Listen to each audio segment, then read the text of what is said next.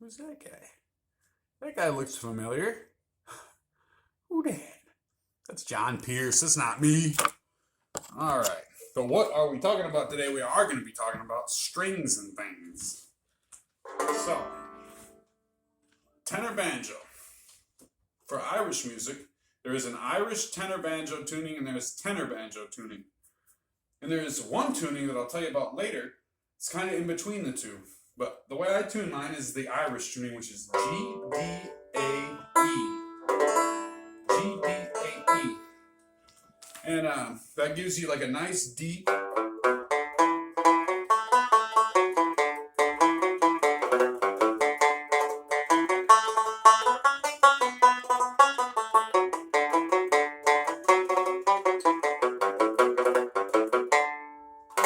Kind of a little darker sound.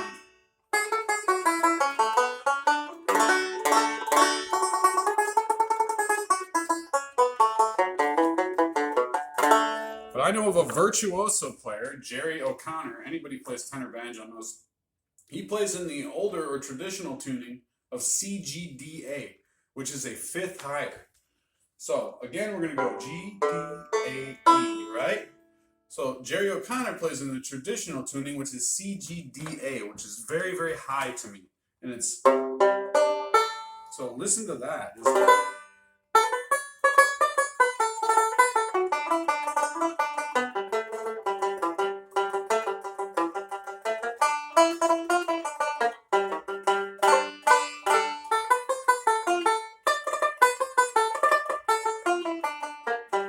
So just for argument's sake, we're going to listen to this.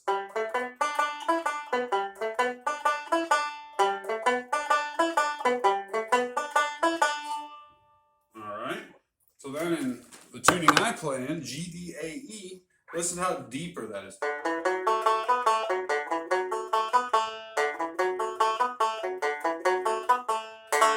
See,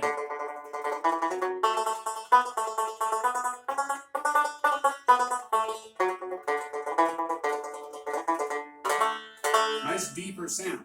And the reason for that is the larger gauge of strings. So, like with the strings I prefer, I use the John Pierce custom set. It's number 2025 if you're interested. So John Pierce Irish tenor banjo set number 2025. And they are going to be our first string, our highest string is a .013. Second string is a .020 but wound. The third string is a .030 wound. So the fourth string is a .040 wound. So these are fairly heavy. However, on another banjo I had years ago, I used actually 44s to 16s because it was a 17 fret. Now, let's say you are interested in Irish music. You've seen Irish players. You've seen Barney McKenna, and you hear that way that he has that kind of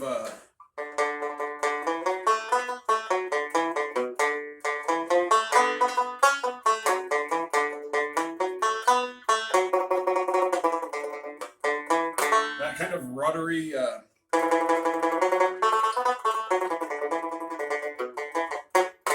that kind of playing.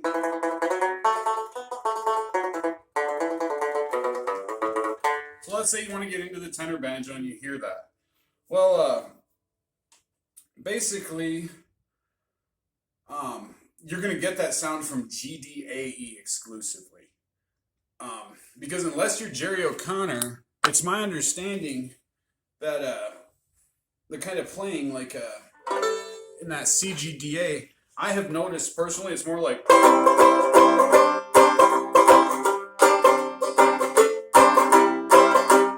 don't play like that.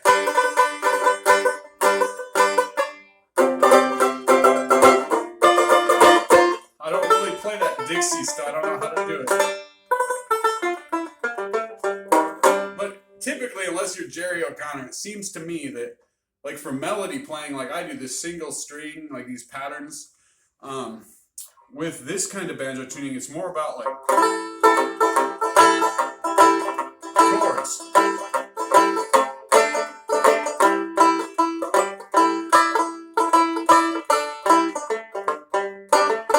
which to me, I'm not very particular about that. I'm not a fan. Not, I mean, if you like it, it's cool. It's hard. I can't do it. But it's that.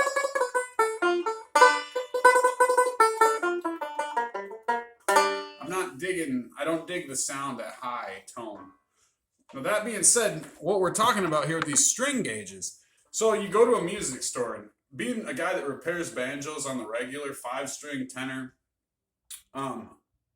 people at music stores, a lot of times I'm surprised at how little they know about what the instrument should be. So somebody says, can I get strings put on my tenor banjo? Because a lot of people buying these need to get them fixed up because they don't know how to do it themselves. So they bring it to the music store. Music guy says, yeah, tenor banjo strings, sure. And the guy's like, yeah, I want it tuned to Irish, gdae. They're like, sure. So I've fixed so many that people think this banjo is terrible. It sounds awful. Your banjo doesn't. You're using strings like, remember I said this is a 40? So this is a .040 or a .40 gauge. It's a heavy, heavy G string. So if you were to put these heavy strings on and tune CGDA, you'd very soon find that your banjo has a removable headstock because it's going to fold in half. So these heavy strings, that lower tuning facilitates, and you get the tension. Because the string's tension is always working with the pick, create that percussion, see? Couldn't do that on a fluffy string.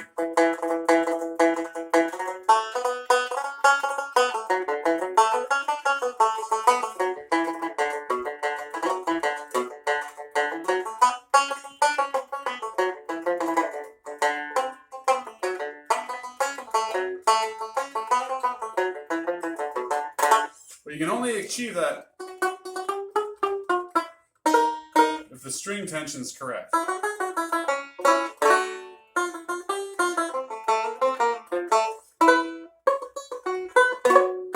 So if you don't have the correct string tension, you're not going to be able to do those neat things like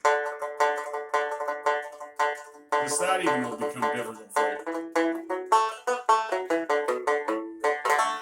So do not get tenor banjo strings, and do not buy Irish tenor banjo strings either, because the ones made by certain companies are like 36 to 10 or 36 to 11, and those are going to be too light too. Those are more like a plectrum length for like tuning gdae on a plectrum, which is like a 22 fret instrument. And as a point of reference, this is a 19 fret banjo.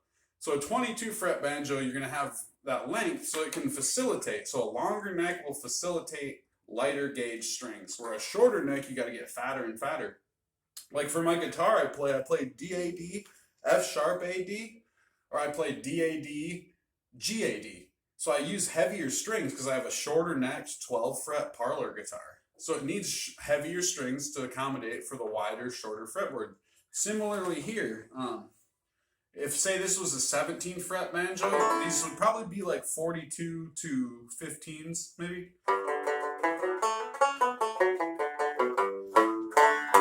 But I think anybody, these John Pierce, these are money to me, and I love these.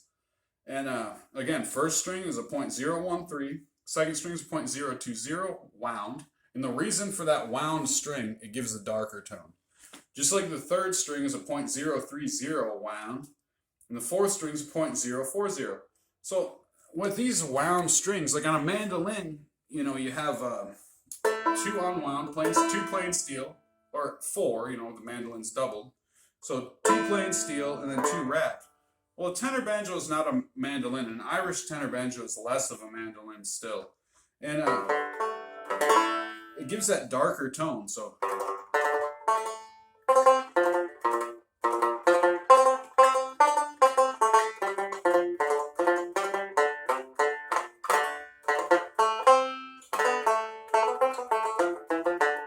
I love that.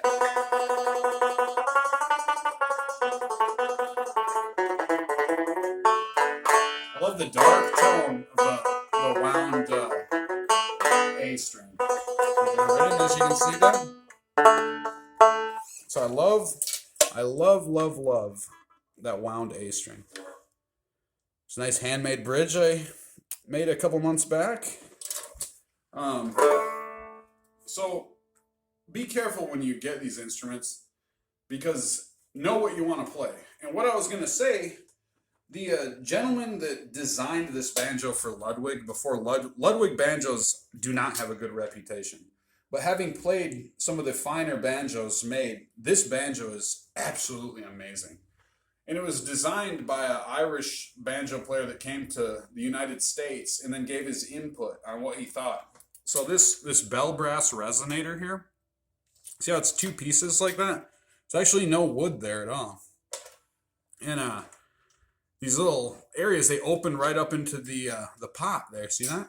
And it makes it just sound so warm.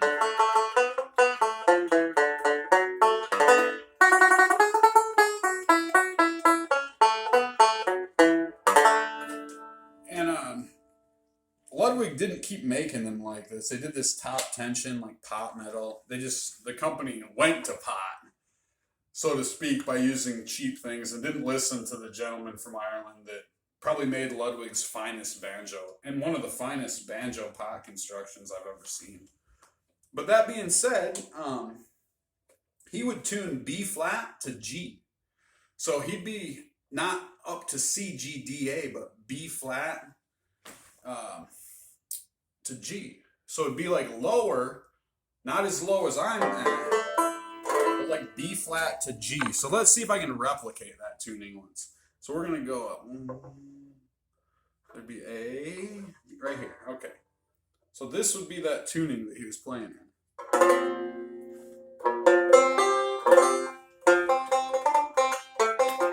And listen to the exuberance of this.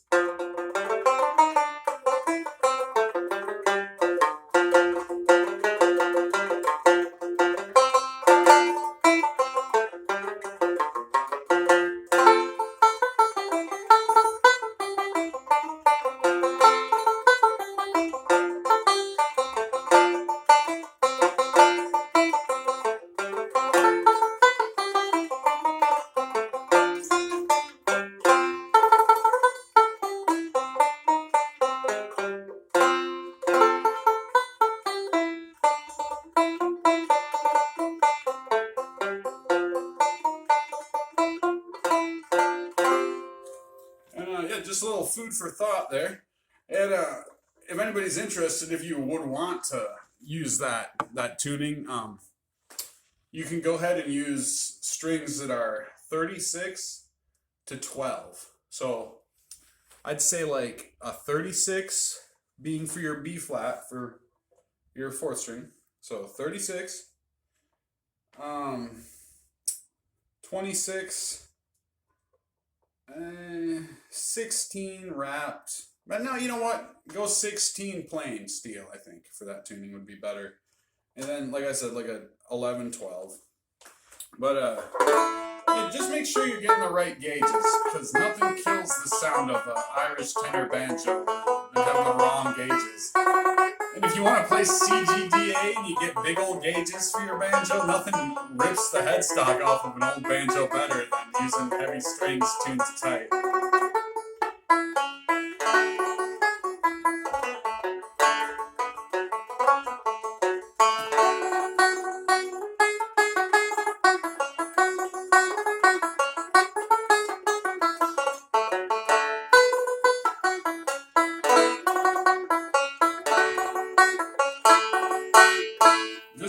I'm trying to really emphasize it.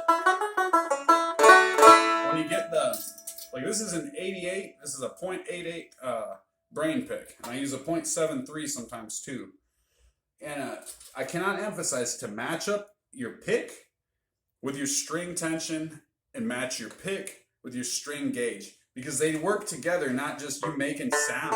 It's not just about the pick making sound. It isn't. It's about the way it feels. And the way they bounce off each other.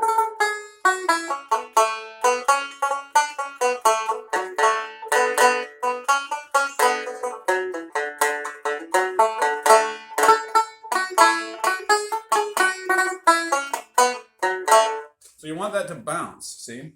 And see, I'm using my lighter pick and it still has the attack. You know, you play a little slower with the lighter one, a little more tremolo-y. But yeah, that's where you want to go. And I